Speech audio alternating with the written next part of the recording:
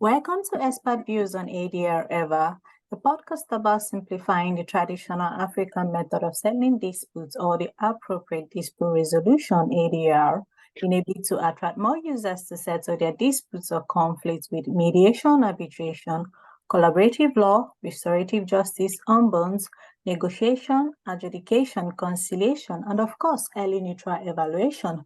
My name is DrChinweEgbunike, a postdoctoral fellow at the University of Brighton, United Kingdom, and the Fellow of the American Bar Association section of Dispute Resolution. I'm delighted to welcome Elizabeth Hill to the EVA show. She is the Vice Chair of the American Bar Association ABA section of Dispute Resolution and the Associate Director at the University of Colorado Boulder Ombuds Office. Before joining CU Boulder, Liz served as Arizona Assistant Attorney General, Assistant Ombudsman for the state of Arizona, and Ombudsman for Apollo Education Group. She is a trained mediator and certified organizational ombudsman practitioner. She served as the ABA section of Dispute Resolution Budget Officer and Spring Conference Planning Co-Chair, as well as the chair of the International Ombudsman Association Co-op Recertification Committee. She wears many hats, so I've left the link to her profile below. Let me stop sharing now. Welcome to the show. It's such an honor to have you, Liz. Yes, thanks for inviting me. It's very fun to be here. Thank you. All right, thank you so very much. So without further ado, the first question is, what is ombuds or ombudsman? Yes, and that is the great mystery. So the term ombuds is, as you've already alluded to, short for the full term ombudsman, right? So it's a Swedish word. And if you were to Google it and look it up, I haven't done it in a while, but I think what you would find is it would say it's a representative or an agent of the people. So it comes from, originally comes from Norse origins, and like I said, a Scandinavian term. And so as we'll be talking about, what that means and what that looks like in work and the services has evolved over time. But the original ombudsman in Sweden was really a representative of the people, right? To help ensure that people were heard and to help them resolve their whatever issues they were having. And so even though it's evolved here in the US, which we'll talk about into different models and different practices, really the core tenet of all ombuds and all ombudsmen is really to help whoever their constituents are, navigate and address issues at the lowest level possible. So it's really, I would, in our ADR world, I would equate it to, it's a form of early dispute resolution. Oh, okay. Thank you so very much. So I think you've touched a bit on the history associated with ombudsman. So is there a difference between organizational and the traditional ombudsman? Yes, there is. I do want to just, if I may, I just want to touch on the history a little bit. Oh, okay. People don't realize is that even though people haven't heard of it or don't know what it is, it's been around literally for centuries. So just to give some context to that, the first ombudsman was established in Sweden back in 1713. So this is not a new concept.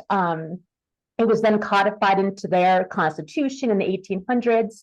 And here in the US, which I know is the focus of our conversation, it really caught on in the 60s, in the 1960s. And the classical model, which we'll talk about when you refer to it as a traditional model, is really what mirrors or is most, resemblance of that original model in Sweden. And that took hold here in the US in 1969. Hawaii, the state of Hawaii, was the first to create that. So really here in the US, the 60s is when it started, and the organizational ombuds model took hold also in the 60s, primarily in universities. Of course, now it's everywhere. It's in universities and government and corporate and healthcare, nonprofits, right?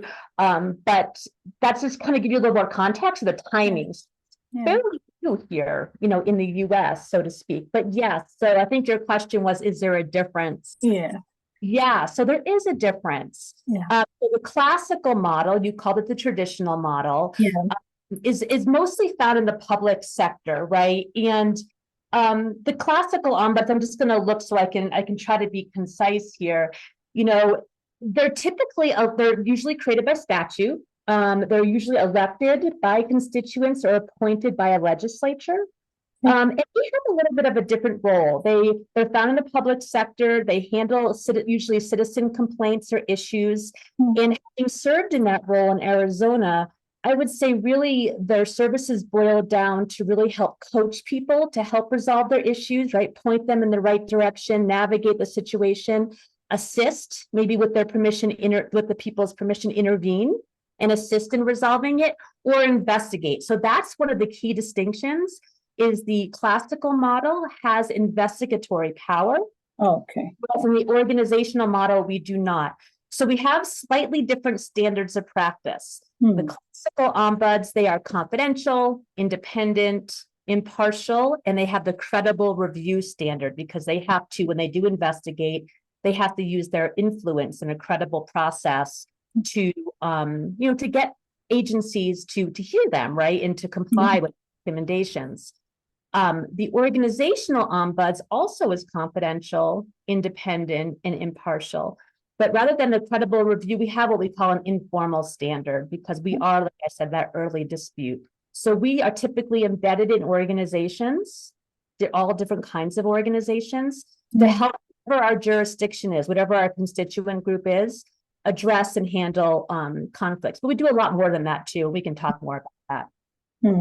Okay, so how independent are the organizational ombudsman?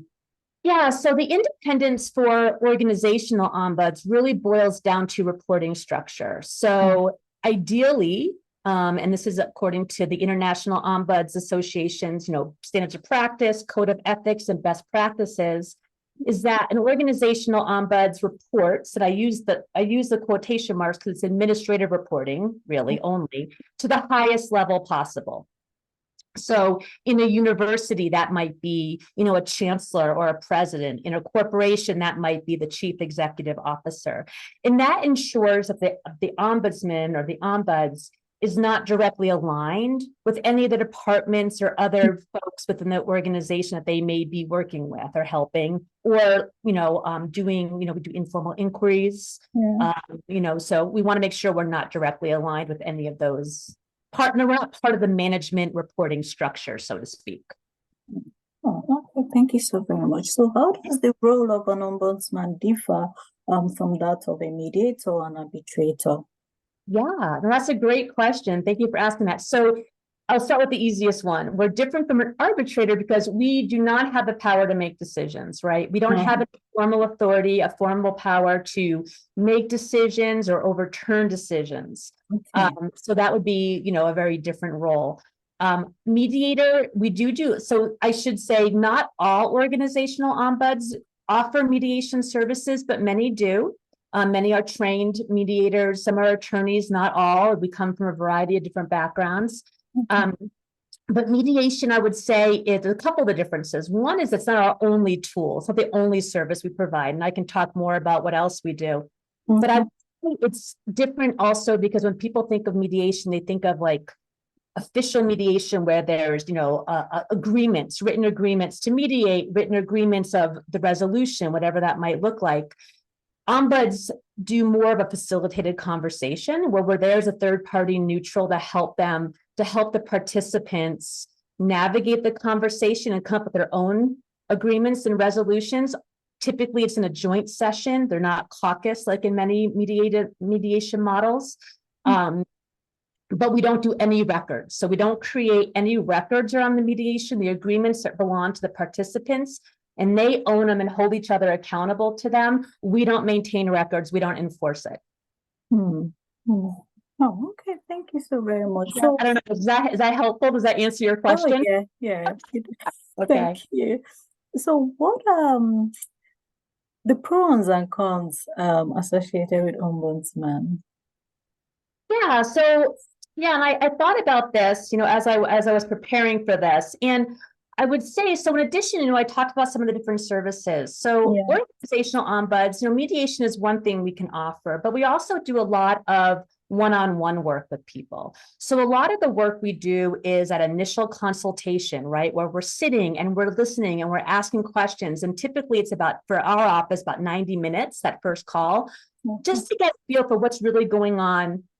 How can we help? What are the options for this person? So we listen, ask questions, develop and explore all the options. And that person decides what do they want to do next. So many ombuds in the university setting, ours included, are not mandatory reporters. So we can really provide that safe space to really talk through and be candid without them worrying about losing control over that next step. They own whatever happens next. So to answer your question, I think that one of the pros is that we are that zero barrier office, right? Truly that safe space to come. As soon as something doesn't feel right, or something feels kind of off, or they're not sure about where to go or how to handle something, we're a great first resource, which is also different than the classical model because they're more of a last resort, whereas organizational ombuds is really come early and often. Like the sooner we can help you think this through, probably the easier it'll be because things haven't maybe snowballed into a bigger problem.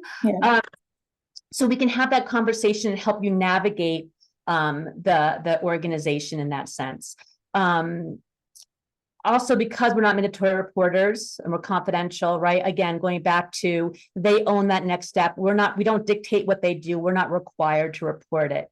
Our only exception to confidentiality is an imminent risk of physical harm to them or to someone else. The other thing I think as a pro is that most embedded organizational ombuds are very familiar with the culture, the policies, the procedures, right? So we can help them navigate that. And if we don't know the answer, we know where to find it, right? So we can gather the information without them having to do it, without them having to disclose their identity. And it's really just having, as an organizational ombuds, those relationships, that trust and credibility with the key stakeholders in the organization so that if we do need to escalate issues or surface patterns or systemic problems, we have an ear, right? We have someone who's willing to listen and hear what we have to say. The cons are that, going back to, we don't have the official authority, so we can't make anyone do anything, and we don't overturn the decision. So I would say those probably fall in that con bucket for probably many people.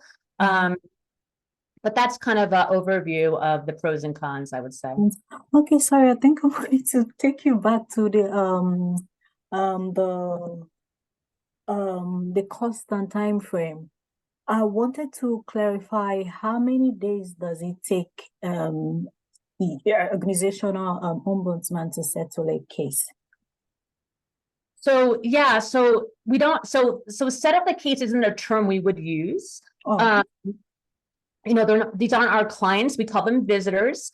So it varies. To answer your question, it varies. Sometimes it's really just that phone call, right? That first phone call. They just need someone to talk through it. Maybe they're really coming up with their own solutions, their own ideas of how they want to move forward. And they're that now empowered, right? We can maybe offer them some coaching, give them some skills to navigate or have a difficult conversation, or to go and use other resources within the organization. And then we never hear from them again. They've gone, they're moving on. We don't always even know what happens, right? And that's it. Okay, cool. Other times though, right? It's ongoing, right? That's very, as you can imagine, some of these situations get very complicated. There's a lot of different factors involved, a lot of different people involved. With the visitor's permission, we can reach out, we can do shuttle diplomacy and go back and forth between different people. We can bring other people into the conversation. We can gather information. So all of that follow-up, especially if it ends up like in a mediation, maybe 2 or 3 or 4 mediation sessions, that many hours, over months, literally. Or maybe we're taking information and anonymously escalating it. Like maybe we have a whistleblower situation. They don't want their identity.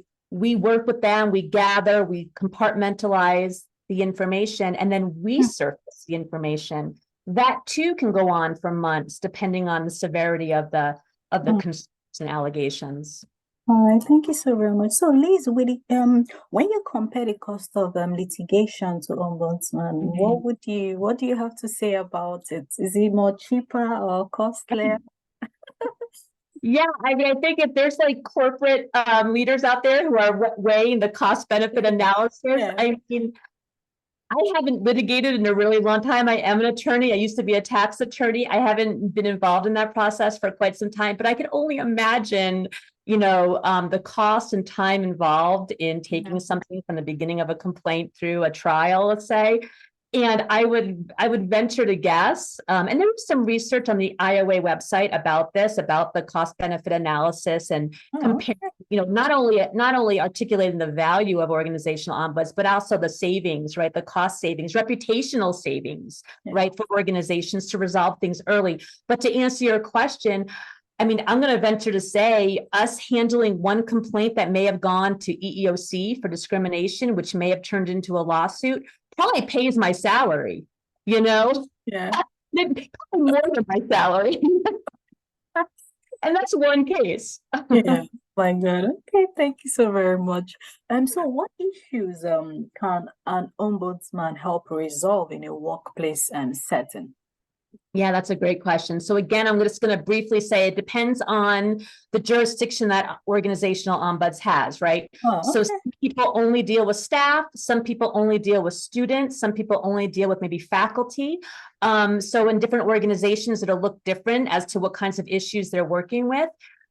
But how that said, it can be any issue related to that organization. So I'll just speak from my own personal experience at the University of Colorado Boulder. We deal with all constituents, all students, staff, faculty, parents, contractors, internal, external, doesn't matter. If it's an issue related to the university, we're happy to talk it through with you. So as you can imagine, that ranges everything from your interpersonal dispute, communication concerns and issues, all the way up through discrimination, sexual harassment, fraud, research misconduct, policy procedure violations, everything in between. It's really a very broad. We never know. That's what I love, is that I never know who I'll be talking to or what we'll be talking about on any given day. I just show up and okay, awesome. Thank you so very much. So, how can an ombudsman maintain confidentiality while still addressing concerns brought to his attention, his or her attention? Yeah, that's a great question. So confidentiality is a cornerstone, right? We take it very, very seriously. And without getting into the weeds, the confidentiality belongs to the ombuds. And so we do really honor that. So to answer your question, what we can do is we can often, if the person wants us to intervene, so they don't always want us to intervene. Often they come to us, right? We don't maintain any identifying records, whether they've come to us, what we've talked about, any of that. So they often will go on and do their own thing and no one knows they even came to ombuds, right? But we've helped them behind the scenes, right? Other situations where they do want us to intervene, we can do so in a couple different ways. We can maintain, if it's a case where we can speak generally enough, we can maintain their anonymity, right? We don't have to disclose where the information is coming from or who we've met with. Now, of course, if it's a very specific situation that only applies to that person, then we have to talk that through with the visitor to say, it's not going to be hard, right, for people to figure out where this came from. You have to decide if you're comfortable with that or not. And if they're not, then we don't do it.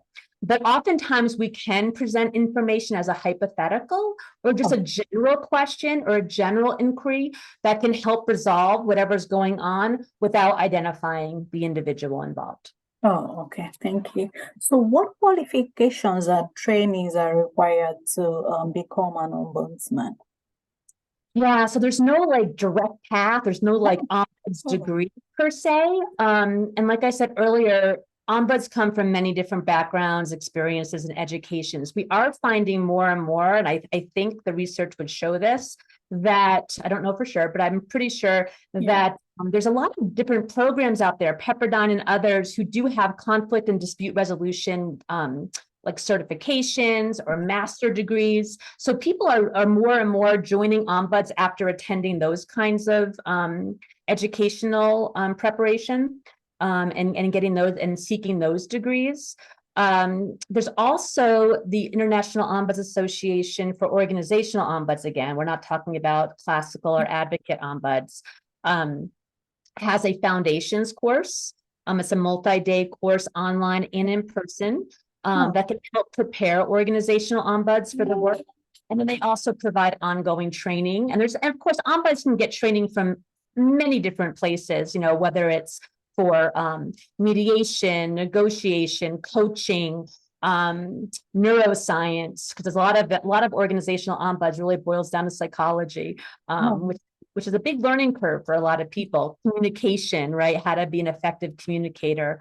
So there's a lot of different pieces of being an organizational ombuds. And so lots of different training out there. Like I said, IOA, the International Ombuds Association, provides a lot of it. We also have a certification. You mentioned that I was a certified organizational ombuds practitioner. We do have a certification process for practicing ombuds once they've had 2,000 hours of work as an ombuds. There's a an interview they go through, process they go through, they can become certified in that regard. Oh, all right. Thank you so very much. So final question is, what is the way forward for the mass advocacy of ADR? So say that one more time. I'm sorry. What is the way forward for the mass advocacy of ADR? Oh, way forward to advocate for ADR. I think it's like doing things like this. I think what you're doing is so wonderful, just really raising awareness. There's so many different variations, like, even as you've probably got a glimpse today, there's different models of ombuds, and even within those models, they practice and do things a little different. So I'm sure it's true for mediators, arbitrators. There's so many different mediation models. So I think to your point, it's getting the word out, doing podcasts, doing programming, getting involved with ABA. They've got a wonderful section of dispute resolution that really explores all of that. Yeah.